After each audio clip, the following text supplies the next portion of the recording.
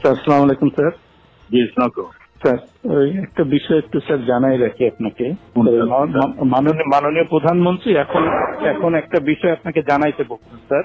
সেটা হলো স্যার ওই সালখায় যেসব বিএনপি জামাতের নেতা আছে এগুলোকে অ্যারেস্ট করে ফেলা যেভাবেই হোক, কিছু অ্যাকশন এখনই ওই ওদের বাড়ি আমি এখনই নিচ্ছি।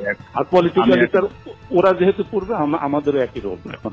ওকে ঠিক আছে। ফ্রম ইওর ইন্টেলিজেন্স সোর্স যে এরপরে যদি কোনো AC land office, UNO office, থানা বা এই জাতীয় কোনো আক্রমণ হয় তাহলে বিএনপি জামাত এবং হেফাজতের ওই নেতাদের বাড়িতে আক্রমণ হয়। যে সকল ভূমি অফিসে জমির রেজিস্ট্রি দলিলপত্র যেগুলা এই হেফাজত জামাত নষ্ট করবে, একইভাবে তারা কিন্তু ওই তাদের জমি জমা আর পাবে না, জমি জমার হিসাব দলিলপত্র তারা পাবে না বা রেকর্ডপত্র আমরা আর দেবো না। পলিটিক্যালি লোকালি রিয়েক্ট করা, মানে আমাদের ভাঙলে তাদেরও ভাঙবে।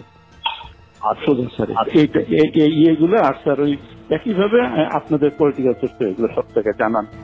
এই সার চাচ্ছে যে সালটায় যেভাবে হোক বেশ কিছু অ্যারেস্ট এখন হয়ে যায় বাড়ি। আমি আচ্ছা আরেকটা জিনিস ওনার সঙ্গে, আমি কি ওই যে ইসের চার্জশিট আজকে হচ্ছে শাফি হুজুরের যে হত্যা, স্যার এখানে মামুনের সংশ্লিষ্টটা আমরা এটা খুঁজে পাইনি, কিন্তু বাবুনগরীরটা পাওয়া গেছে। ওনাকে একটু জানাই দিন, তাহলে আমরা চার্জশিটটা